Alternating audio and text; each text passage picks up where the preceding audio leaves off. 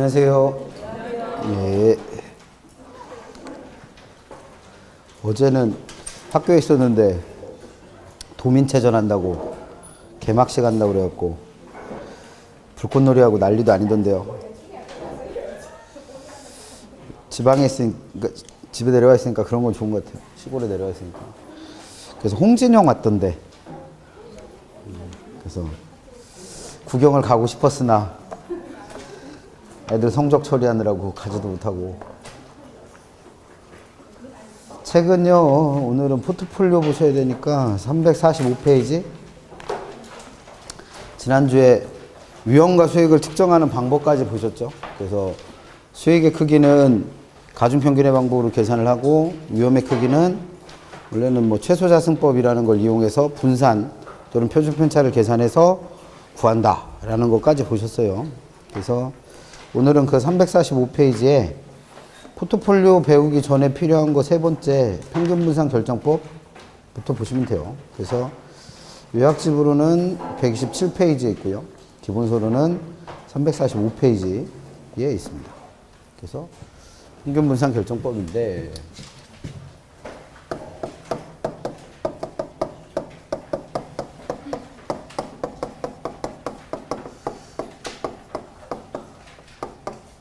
지난주에 위험과 수익의 크기 측정하는 방법 설명드리면서 이 평균으로 구하는 건 그 부동산에서 기대되는 수익을 계산하는 거라 그랬죠. 분산은 위험의 크기를 계산하는 거고, 그럼 평균 분산 결정법이라는 건 이런 수익과 위험과의 관계를 이용해서 뭔가를 결정하는 방법이 되는 거죠. 네, 그래서 개념을 한번 읽어보시면 그 345페이지 기억번에 위험을 나타내는 척도로 수익률에 대한 분산 또는 표준편차를 이용하는 건 지난주에 이미 보셨죠? 그래서 분산 또는 표준편차를 직접 구하기도 했었습니다. 그리고 투자자들은 두 개의 투자 대안의 기대치, 이 기대치는 수익을 나타내죠. 기대 수익이 같다면 위험이 작은 자산에, 위험이 같으면 기대치가 큰 자산에 투자를 하게 돼요. 이런 방법을 두고 뭐라 부른다? 평균분산 결정법.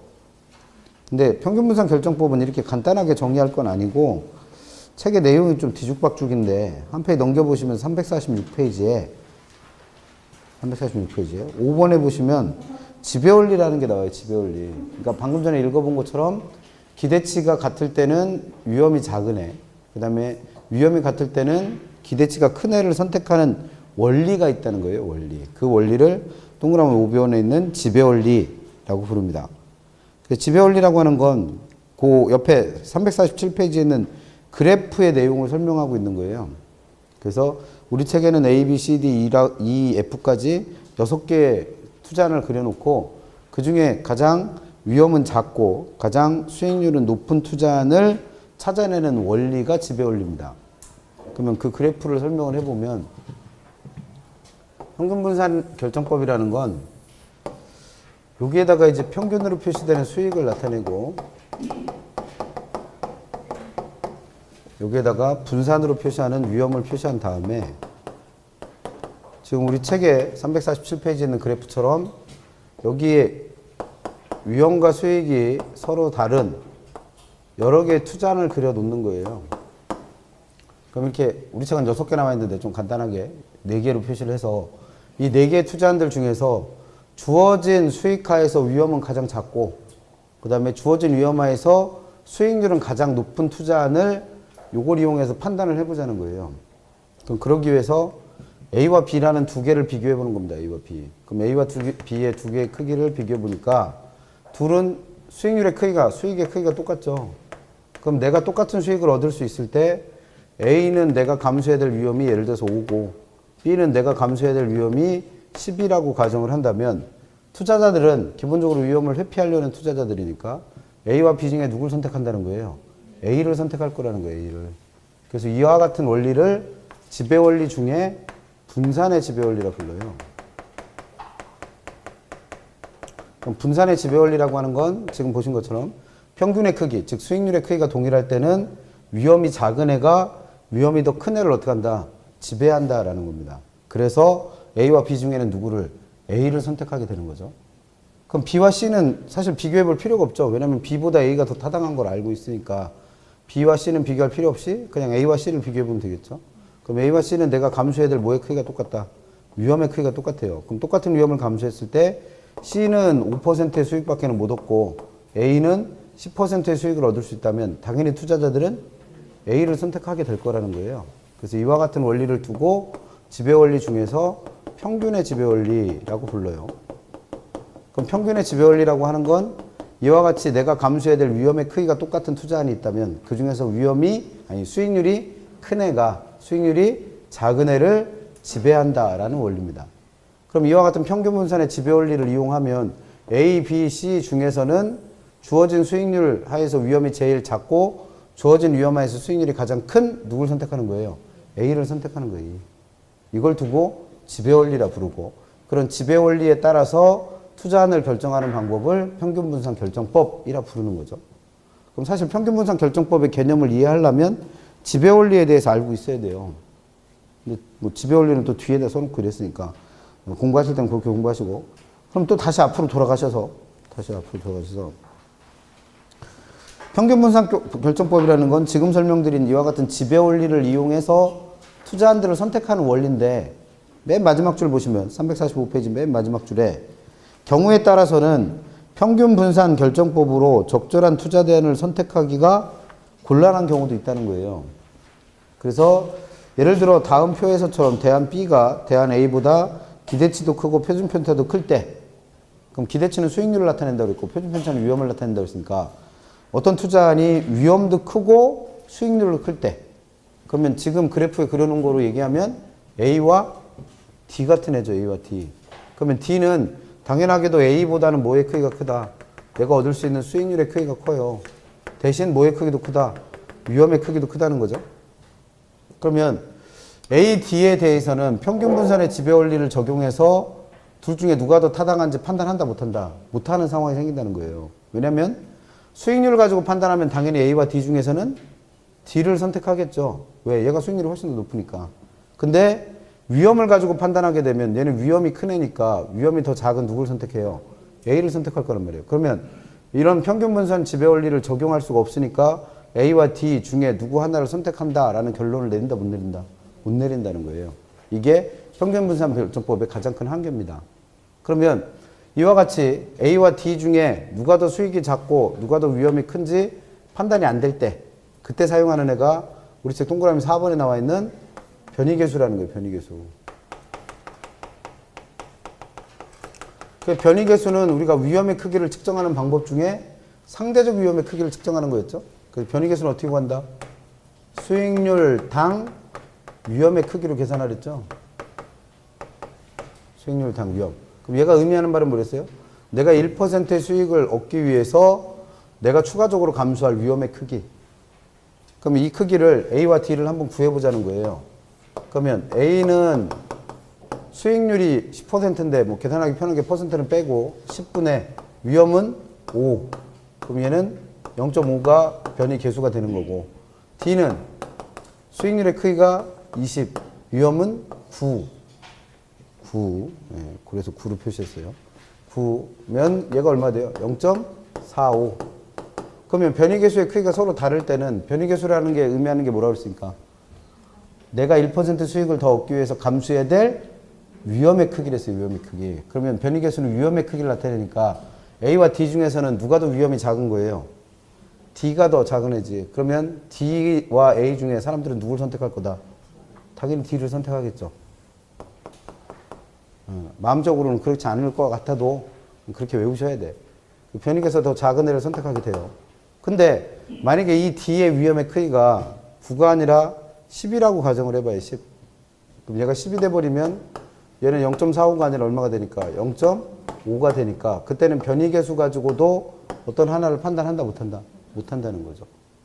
그러니까 이게 투자안 간의 유월관계를 판단하는 방법에 대한 얘기예요.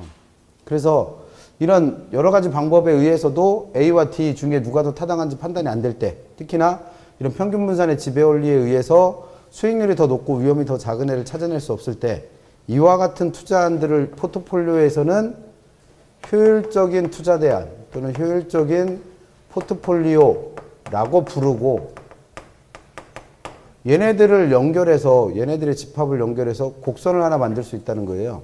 그래서 이런 곡선을 두고 효율적인 투자 대안의 집합을 나타내는 곡선이다. 그래서 이걸 효율적 프론티어 또는 효율적 전선이라고 불러요. 그러니까 우리 책 347페이지에 나와 있는 A와 C와 D와 E를 연결한 이 곡선이 평균 분산의 지배 원리를 만족하는 가장 효율적인 투자 대안들의 집합이 되는 거고, 얘를 두고 뭘 한다? 효율적 전선 또는 효율적 프론티어라고 불러요. 그럼 이걸 왜 설명하고 있냐면 얘가 시험에 나오는데 시험에 나오고 안 나오고를 떠나서 포트폴리오에 가보면 마지막에 최적의 포트폴리오를 선택할 때 두 가지 곡선이 등장을 한단 말이에요. 두 가지 곡선. 그 중에 하나가 지난주에 우리는 투자자들의 위험에 대한 태도를 어떤 사람으로 본다? 위험 회피형으로 본다고 그랬어요. 그래서 그 사람들의 위험에 대한 태도를 나타내는 곡선을 무차별 곡선이라 불렀고, 그 무차별 곡선의 모양은 아래로 볼록하면서 우상향하는 특성을 갖는다 했죠. 그럼 그런 무차별 곡선이라는 곡선이 하나 등장을 하는 거고, 지금 설명드린 효율적 전선이라는 곡선이 도출을 돼요. 그래서 이 두 개가 어떻게 하는 점, 접하는 점을 최적의 포트폴리오 이해하죠. 그러면 그걸 이해하려면 효율적 프론티어, 즉 효율적 전선이 뭘 뜻하고 무차별 곡선이 뭘 뜻하는지를 알고 있어야 문제를 풀겠죠. 그래서 얘네들을 이해해야 포트폴리오 얘기가 이해가 돼요. 그래서 미리 전제 조건을 설명한 겁니다. 그래서 지난주에 배웠던 것까지 정리해보면 세 가지는 항상 기억하시랬어요. 첫 번째, 투자자들은 위험이 주어졌을 때 그 위험에 대한 태도가 세 가지 있는데 그 중에서 우리는 어떤 삶을 가정한다? 위험 회피형. 그 다음 두 번째, 위험과 수익은 무슨 관계에 있다? 상쇄관계. 그래서 비례한다. 그 다음 세 번째, 이런 평균분산 결정법에 의해서 가장 효율적인 투자 대안들을 연결한 곡선을 뭐라 부르고 효율적 프론티어라 부른다. 그 세 가지는 꼭 기억하고 가시라는 거죠. 그래서 그 내용 가지고 어디로 가는 거예요? 포트폴리오 가는 거예요, 포트폴리오. 그래서 우리 책 352페이지 가시면 오늘 배우실 포트폴리오 얘기가 그래서 나오는 거죠. 그래서 포트폴리오가 나오게 된 이유는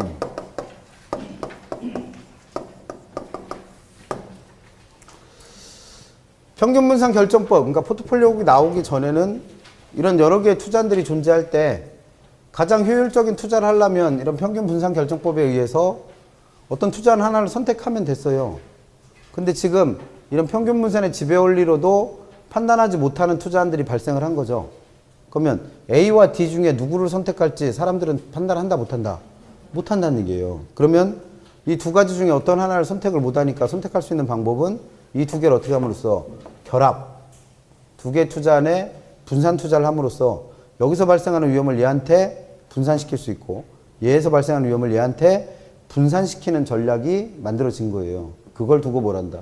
포트폴리오라고 부릅니다. 그래서 공부하실 건 네 가지. 첫 번째, 포트폴리오의 개념은 아셔야 될 테고, 두 번째, 포트폴리오를 통해서 제거하려는 위험이 체계적 위험인 건지 비체계적 위험인 건지를 일단 구별해 내셔야 되고, 세 번째는 상환계수라는 게 어떤 걸 의미하는가 알고 계셔야 되고, 마지막 그 포트폴리오의 결론에 해당하는 최적의 포트폴리오를 선택하는 방법.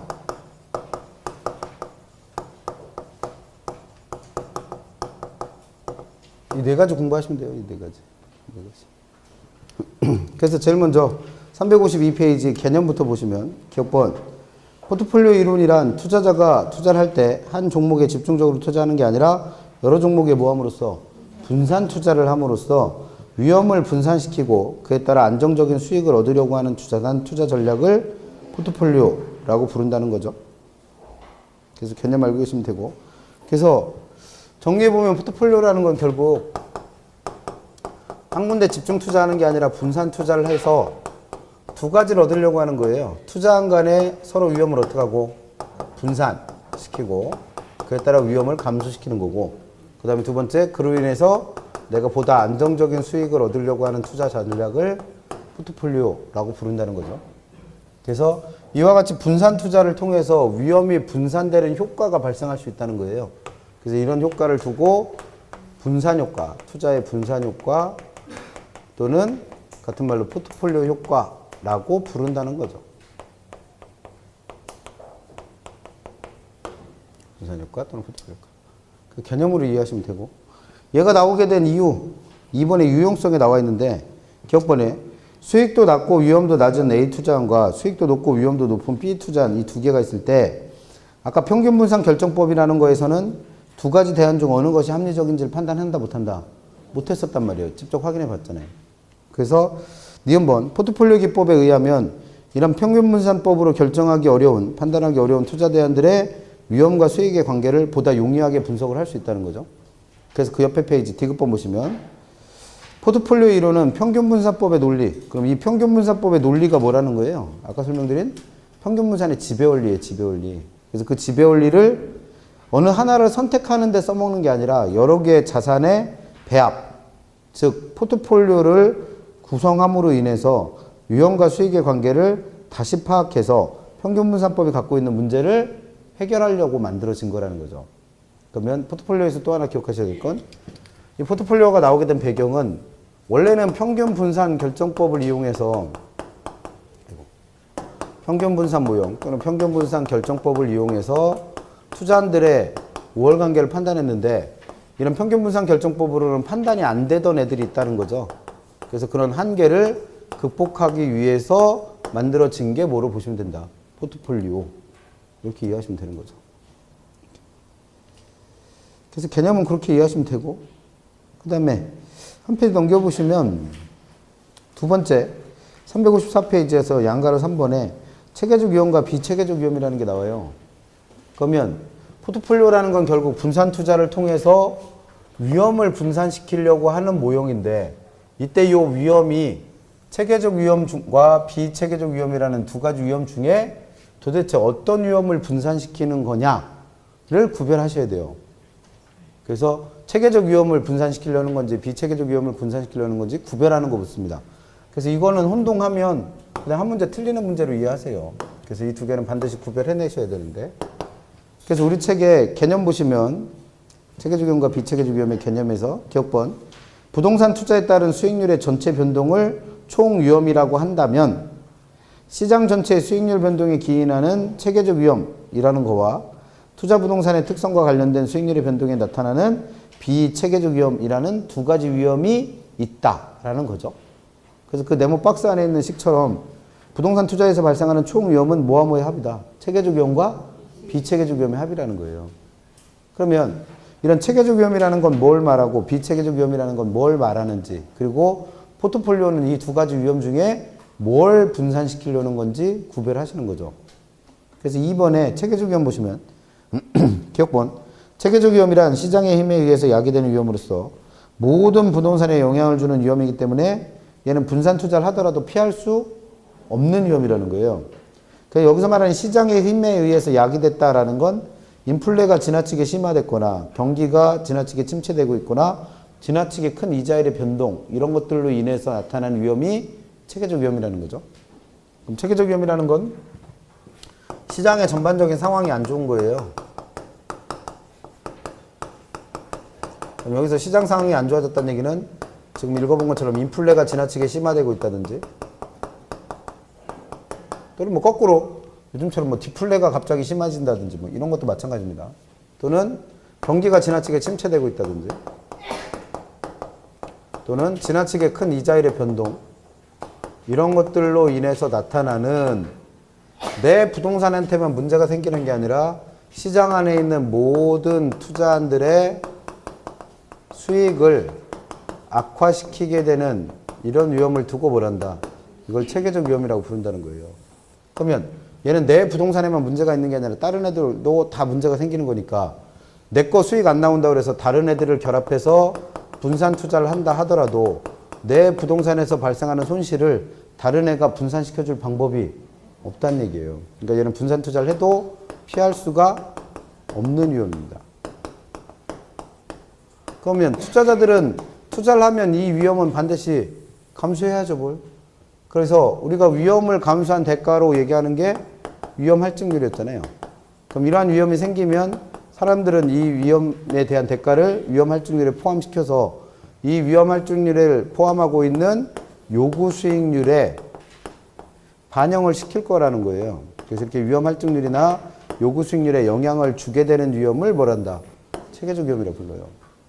그러면 지금 이걸 설명하는 이유는 포트폴리오라는 게 분산 투자를 통해서 이 체계적 위험을 줄이려고 하는 거다?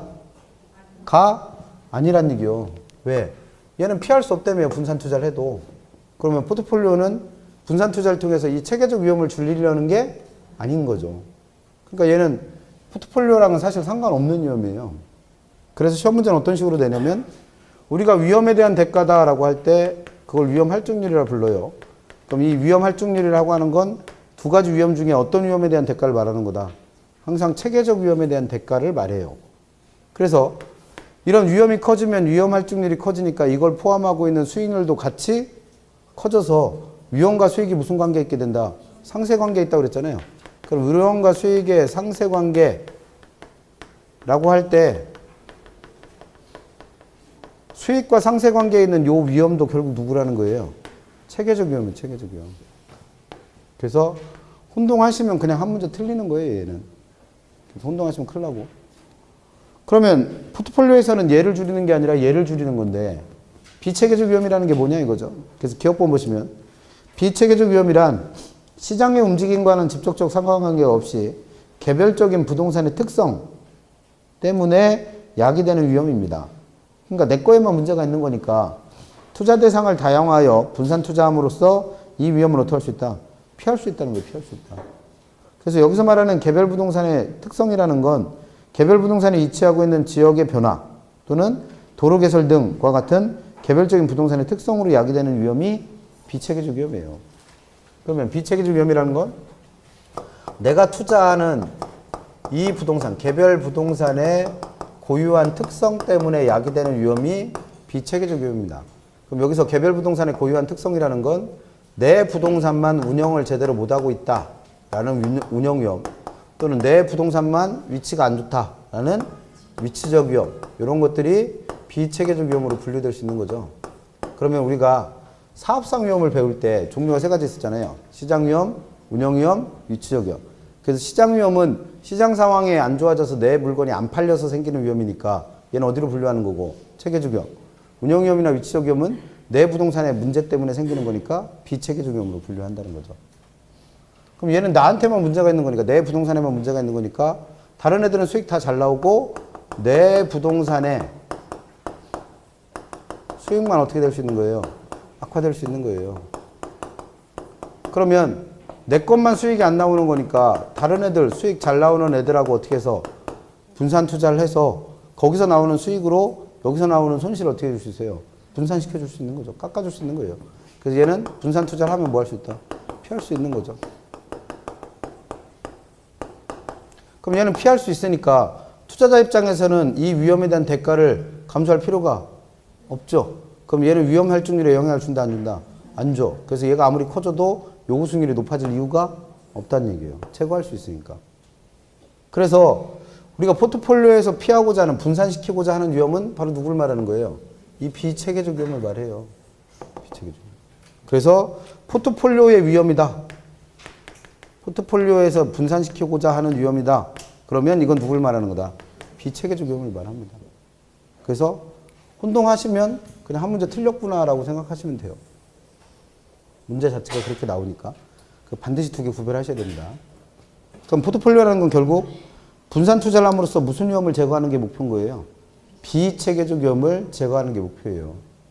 그럼 이 비체계적 위험을 제거하는 방법으로 얘는 어떤 방법을 선택한 거예요? 여러 개의 투자안들을 분산 투자한다는 얘기는 투자안들을 결합한다는 얘기죠. 근데 그 결합하는 원리 또는 뭐 결합하는 기준쯤에 해당하는 게 바로 뭐다? 이 상관계수예요. 상관계수.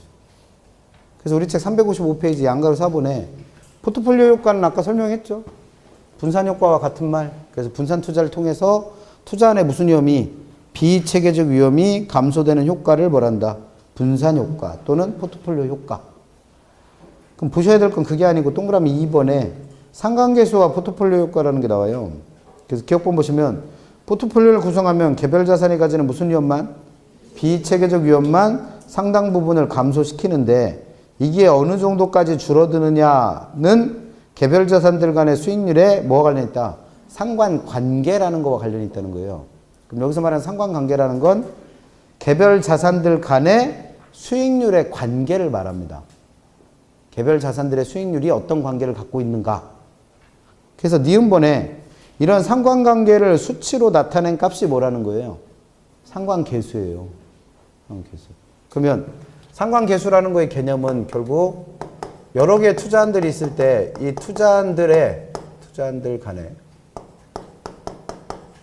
수익률이 어떤 관계를 갖고 있는가를 뭐라고 부르는 거고, 상관관계. 그래서 그 수익률들 관계를 뭐로 나타낸 거? 수치로 나타낸 걸 뭐라 표현하는 거예요? 상관계수. 그래서 예를 들면 내가 투자하려고 하는 오피스텔이라는 자산과 내가 투자하려고 하는 주식이라는 자산은 어떤 관계를 갖고 있는가? 그걸 뭐라 부르고? 상관관계. 그거를 계수, 수치로 나타낸 걸 뭐? 상관계수. 그래서 맞아 읽어요. 2번에, 니은번에. 그래서 이런 상관계수는 얼마부터 얼마까지 값을 갖는데요? 마이너스 1부터 플러스 1까지의 값을 갖는데요. 그러니까 투자한의 관계를 수치로 표현하면 그 값이 마이너스 1부터 얼마까지? 플러스 1 사이에 어떤 값을 갖고 있다라는 거죠. 사이에 어떤 값을 갖는다. 그러면 상관계수가 플러스 1은 뭐고 마이너스 1인 건 어떤 의미인지만 아시면 되는 거죠. 뭘. 그래서 그 뒤에 마저 읽으시면 상관계수가 양의, 즉 플러스의 관계에 있다 라는 거는 자산들 간의 수익률 변동 방향이 서로 어떻다? 비슷하다는 얘기예요. 그러니까 상관계수가 플러스로 표시되고 있다는 건 두 투자한의 수익률이 어떤 방향으로 움직이고 있다. 같은 상황에서 같은 방향으로 움직이고 있다는 거예요. 반대로 상관계수가 뭐로 표시되면? 마이너스로 표시되면 자산들의 수익률의 변동 방향이 서로 어떻게 되고 있다? 반대 방향으로 가고 있다는 얘기예요. 반대 방향. 그러니까 똑같은 상황이 발생했을 때 수익률이 같은 방향으로 움직이고 있으면 얘를 뭐로 표현하고? 플러스. 반대 방향으로 움직이고 있으면 마이너스 표시한 거예요. 그래서 디귿번 상관계수가 플러스 중에서도 얼마? 플러스 1이면 수익률의 변동 방향이 어떻다? 비슷한 정도가 아니라 완전히 똑같다는 거예요. 완전히 똑같다. 그럼 이게 어떤 얘기냐면 예를 들어서 A라는 투자안하고 B라는 두 개의 투자안이 있다고 가정을 해보는 거죠. 그래서 똑같이 1이라는 상황과 반대되는 2라는 상황이 발생할 가능성을 갖고 있는 겁니다. 근데 A라는 애는 1이라는 상황이 발생하면 20%만큼 수익이 발생될 때 똑같이 B도 20%만큼 수익이 어떻게 되는 거예요? 발생을 하는 거예요. 근데 이거랑 정반대되는 무슨 상황이 발생할 때? 2라는 상황이 발생할 때 A도 20%만큼 손실을 본다면 똑같이 누구도 B도 20%만큼 손실을 보고 있을 때 이 둘의 관계를 수치로 나타내면 얼마로 표시한다? 플러스 1로 표시한다는 거예요. 왜? 두 개 움직임이 완전히 어때요? 똑같아. 이때를 상관계수 플러스 1로 표시해요. 그러면 이 두 개를 결합을 해서 뭘 구성하면? 포트폴리오를 구성하면 여기서 손실이 나는 걸 얘가 메꿔줄 방법이 있다 없다? 없다는 얘기예요. 얘가 손실 나면 얘도 손실 나는 상황이기 때문에 얘에서 얘를 위험을 분산시켜줄 방법이 없는 거죠. 그러니까 이럴 때는 얘네들끼리 결합을 해서 포트폴리오를 구성해봤자 비체계적 위험이 줄어드는 효과, 이걸 무슨 효과? 분산 효과라 불렀는데 분산 효과라는 건 발생한다 안 한다? 아예 안 생긴다는 거예요. 그래서 투자한들을 결합할 때 투자한들의 관계를 나타내는 상관계수 값을 표시해서 그 값이 플러스 1인 애들끼리는 결합해봐야 분산 효과가 아예 없다는 얘기예요. 아예 없다. 그 다음에 355페이지 또한 상관계수가 마이너스 1. 그럼 상관계수가 마이너스 1이라는 얘기는 한 페이지 넘겨서 수익률들의 변동 방향이 완전히 어떻게 돼 있다? 반대로 돼 있다는 얘기예요. 반대로. 그럼 예를 들어서 똑같이 A라는 애와 C라는 애가 있다고 가정을 해보는 거예요. 그럼 똑같이 1이라는 상황과 2라는 상황이 있을 때 A는 똑같이 아까 20% 수익이 증가하고 똑같이 20% 수익이 감소하는 상황일 때 C는 어떻게 된다는 거예요? 정반대로 얘가 1이라는 상황일 때 20%만큼 손실을 보면서 반대로 2라는 상황이 발생할 때 20%만큼 수익을 내는 투자하는 거죠. 그럼 얘는 두 개가 수익률의 움직임이 어떻게 돼 있어요? 완전히 반대로 돼 있어요. 정반대. 그럴 때 이 A와 B의 관계를 수치로 얼마로 표현한다? 마이너스 1로 표현한다는 거예요. 그러면 이 두 개를 결합을 해본 거예요. 그러면 여기서 발생하는 손실이 얘에서 전부 다 메꿔질 수 있는 거고 얘가 발생하는 손실을 얘가 전부 다 메꿀 수 있다는 얘기죠. 그럼 이와 같이 투자한들을 결합함으로써 그 투자안에서 발생할 수 있는 위험을 분산시키는 효과, 이걸 우리는 뭐라 불렀고? 분산 효과라 불렀고 이런 애들끼리 결합을 하면 그 분산 효과가 어떻게 되는 거예요? 가장 커져요. 그럼 분산 효과가 가장 커졌다는 얘기는 분산 효과라는 게 무슨 위험을 줄이는 효과니까? 비체계적 위험을 줄이는 효과니까 이 비체계적 위험은 얼마가 된다는 얘기예요? 그냥 0 된다는 얘기예요. 그 얘기입니다. 그래서 미분번 봐요. 미분번. 포트폴리오를 구성하는 자산들의 수익률이 모두 동일한 방향으로 움직일 때, 즉 상관계수가 얼마라면? 플러스 1이라면 포트폴리오를 구성해봤자 위험은 전혀 줄어들질 않아요. 그 어떤 위험도 안 줄어듭니다. 근데 비읍번 상관계수가 이왕이면 얼마? 마이너스 1. 그때가 분산효과가 제일 커지니까. 근데 만약에 마이너스 1이 안 된다면 가능하면 얼마? 마이너스 값. 그것도 안 된다면 얼마? 플러스 중에서도 이왕이면 작은 거. 그렇게 선택을 하는 거죠. 그래서 비읍번 상관계수가 마이너스 1에 가까운 값을 갖는 자산들로 포트폴리오를 구성할수록 비체계적 위험이 그만큼 많이 줄어드는 거죠. 그래서 상관계수가 아예 얼마가 돼버리면 마이너스 1이 돼버리면 비체계적 위험은 얼마가 될 수 있다? 0이 될 수 있다는 거예요. 그러면 투자한들을 결합할 때는 절대 선택하면 안 되는 건 누구예요? 플러스 1일 때는 절대 선택하면 안 되죠. 왜? 분산효과가 아예 없으니까. 그리고 이왕이면 마이너스 1인 게 제일 좋은데 그게 없으면 마이너스. 그게 안 되면 플러스 값 중에서도 작은 애. 그래서 분산효과라는 건 그 값이 얼마만 아니면 플러스 1만 아니면 조금이라도 발생한다는 거예요. 그래서 그 값이 마이너스 1로 갈수록 더 커진다는 것 뿐이죠. 그런 거 묻습니다. 마지막 결론은 5번에 있는 최적 포트폴리오의 선택 문제인데 최적의 포트폴리오를 선택하는 걸 보니까 그림이 하나 나와 있죠. 그래프가. 그래서 그래프가 두 개가 등장을 하잖아요. 그래서 아까 앞에 설명을 한 게 그거예요. 그래서 A와 B를 연결한, 그러니까 A와 B로 연결되어 있는 그 까만색의 우상향하는 곡선이 우리가 얘기하는 뭐고? 효율적 전선 또는 효율적 프론티어인 거고, 그 다음에 U1, U2, U3라고 해서 빨간색으로 그려진 아래로 볼록한 우상향하는 모양의 곡선이 무차별 곡선이에요. 무차별 곡선. 그럼 이 그래프를 이해하려면 1번에서 효율적 전선이라는 것 자체가 평균 분산의 지배 원리를 만족하는 가장 효율적인 투자 대안들의 집합이니까 이 효율적 투자 대안, 즉 효율적 포트폴리오라는 게 뭔지를 설명해 놓은 거죠. 아까 이미 설명 들은 거. 그 다음에 한 페이지 옆에 보시면 2번에 그런 효율적인 포트폴리오 또는 효율적인 투자 대안들을 연결한 곡선이 뭐다? 효율적 전선 또는 효율적 프론티어다. 그리고 3번 아까 아래로 볼록하면서 우상향하는 모양의 곡선을 갖는 위험에 대한 투자자의 태도를 나타내는 무차별 곡선. 근데 우리는 어떤 사람을 가정하기 때문에 위험 회피형의 투자자들을 가정하기 때문에 니은번에 나와 있는 것처럼 그 무차별 곡선의 모양은 어떻다? 아래로 볼록하다는 거예요.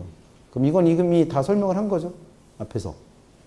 그러면 결국 최적의 포트폴리오라는 건 4번에 있는 것처럼 그 무차별 곡선을 그와 같은 모양의 무차별 곡선을 갖는 투자자에게 적합한 최적의 포트폴리오라는 건 D급번에 나와 있는 것처럼 따라서 최적의 포트폴리오는 이와 같은 효율적 전선과 투자자들의 위험에 대한 태도를 나타내는 무차별 곡선이 어떻게 하는 점? 접하는 점이에요. 접하는 점. 그게 결론입니다. 그러니까 결국 최적의 포트폴리오라는 건 두 가지 그래프를 그릴 때 여기에는 다 평균 표시했고 수익을 나타내는, 여기에는 다 분산을 나타냈단 말이에요. 위험을 표시하는. 그래서 이런 위험과 수익을 나타내는 평면상에 가장 효율적인 투자 대안들을 연결한 이러한 우상향하는 모양의 뭘 그리고 효율적 전선 또는 효율적 프론티어를 그리고 위험이 주어질 때 투자자들은 위험에 대한 태도가 다 다른데 우리는 어떤 사람을 가정했으니까? 위험 회피형들을 가정했으니까 이와 같이 아래로 볼록하면서 우상향하는 모양을 갖는 무차별 곡선을 그린단 말이에요. 그래서 이 두 개가 접하는 점이 바로 뭐다?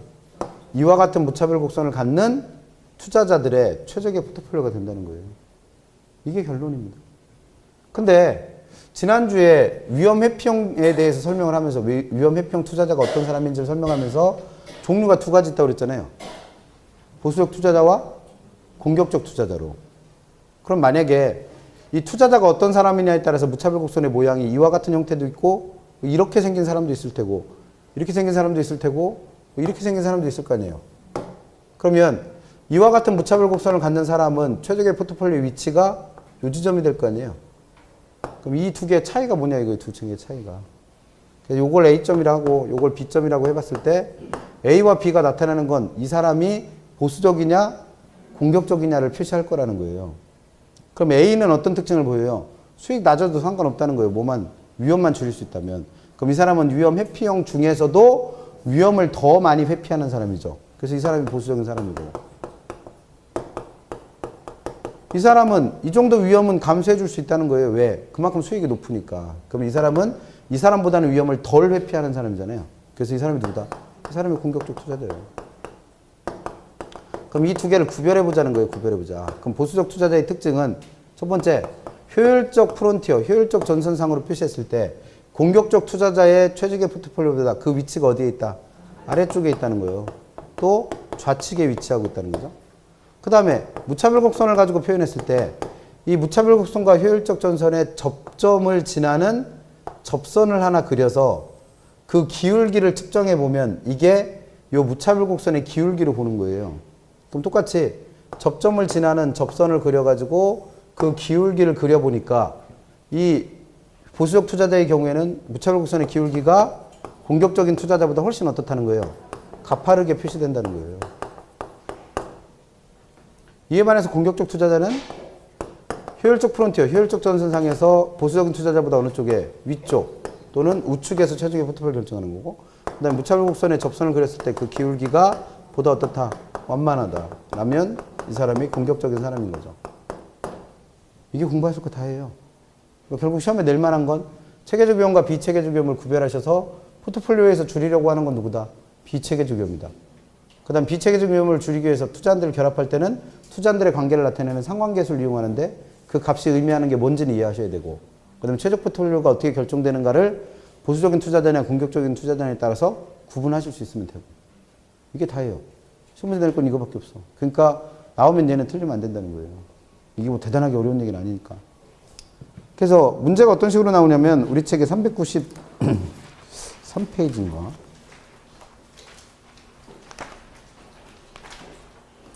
393페이지 5번 가보시면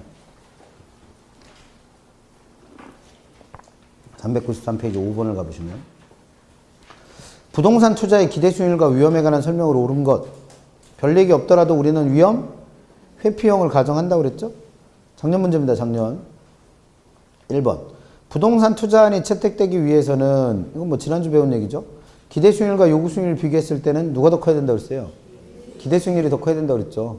그러면 얘는 기대 수익률과 요구 수익률의 위치를 맞바꿔 주면 되죠. 그럼 1번은 틀렸고, 2번 평균 분산의 지배 원리에 따르면, 이거잖아 이거. 평균 분산의 지배 원리. 이 지배 원리에 따르면 A 투자안과 B 투자안의 기대 수익률이 같대요. 그럼 수익은 같은 투자안이죠. 근데 A 투자안보다 B 투자안의 기대 수익률의 표준 편차.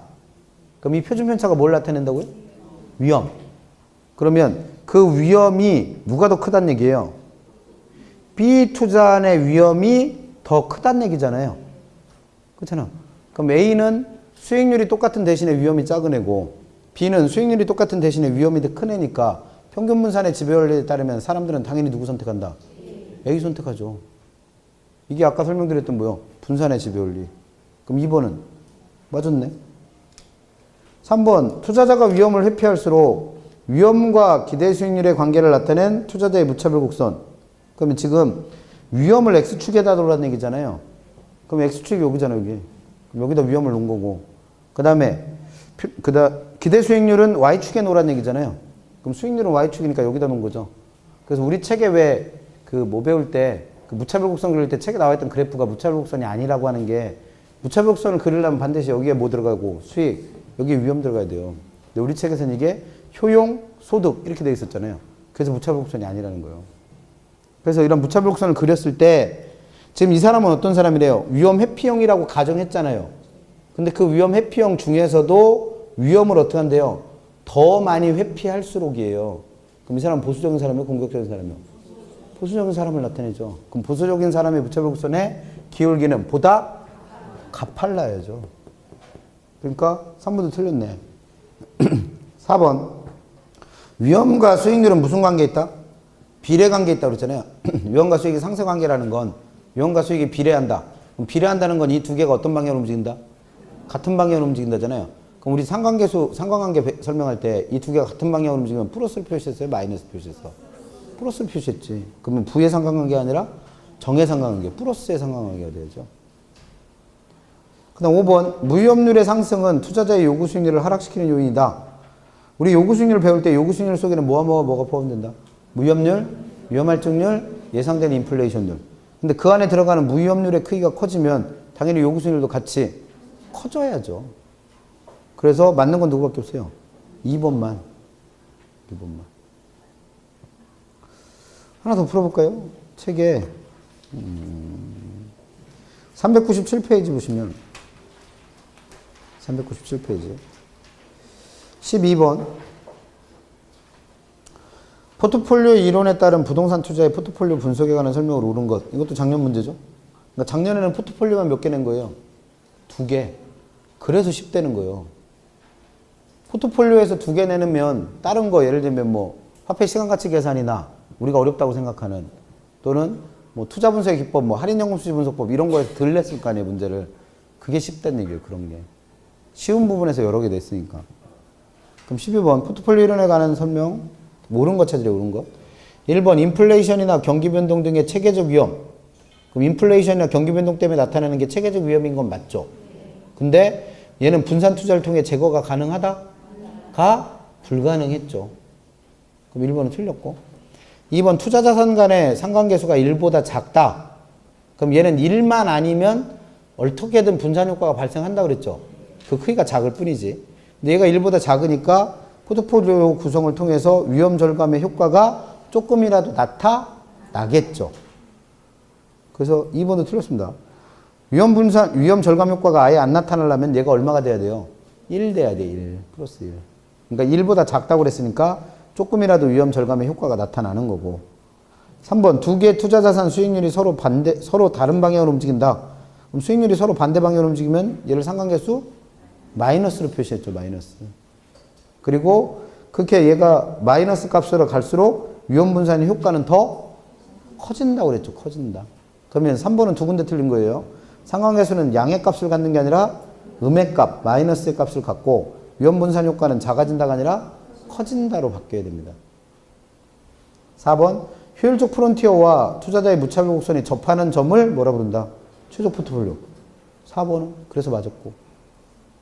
5번 포트폴리오에 편입되는 투자 자산의 수를 늘렸다. 그럼 그만큼 분산 투자가 이루어졌다는 얘기죠. 그렇다 하더라도 체계적 위험은 준다 안 준다? 안 줄어든다 그랬어요. 체계적 위험은 못 줄여요. 그래서 여기서는 체계적 위험이 아니라 뭐라 그래야 돼? 비체계적 위험. 그럼 비체계적 위험이 줄어든 만큼 총 위험도 어떻게 됐겠어요? 줄었겠죠.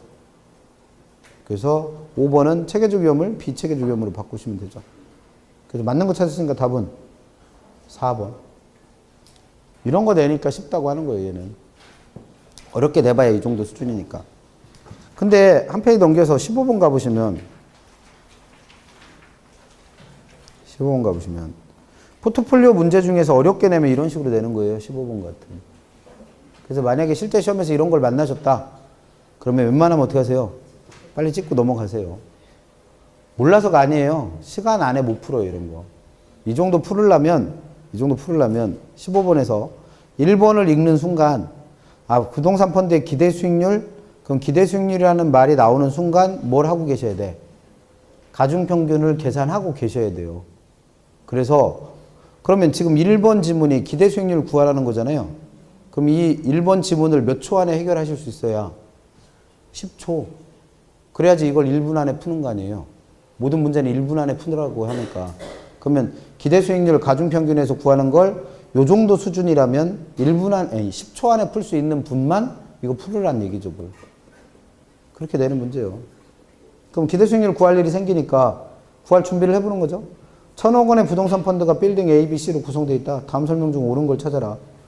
그러면 지금 A와 B와 C로 구성되어 있는 부동산 펀드인데 그 A, B, C의 수익률이 서로 다르죠. 그럼 뭐 하셔야 돼? 가중평균 내야지. 평균 내셔야지, 평균. 지난주에 문제 풀어봤잖아요. 뭐였지? 상가, 오피스텔, 아파트로 구성되어 있는 자산의 수익률이 서로 다르니까 그걸 뭐 해서 자산 구성 비율에 따라 가중평균에서 수익률을 구했었잖아요. 근데 얘는 천만다행인 건 뭐예요? 빌딩 A가 호황일 때 불황일 때로 나눠서 수익률이 다르지는 않죠. 그러니까 쉬운 거예요. 그러면 자산 구성 비율만 알면 되잖아요. 그럼 빌딩 A는 1000억 원 중에 100억 원의 비중을 갖고 있으니까 몇 프로? 10%. 빌딩 B는 30%, C는 60%. 그럼 0.1 곱하기 6%, 0.3 곱하기 10%, 0.6 곱하기 12% 해갖고 더해가지고 기대 수익률을 이미 구하고 계셔야지.